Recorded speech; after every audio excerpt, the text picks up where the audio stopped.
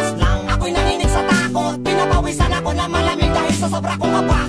O Panginoon ko, tulungan niyo po ako, ako'y gustong patayin ng aking asawa.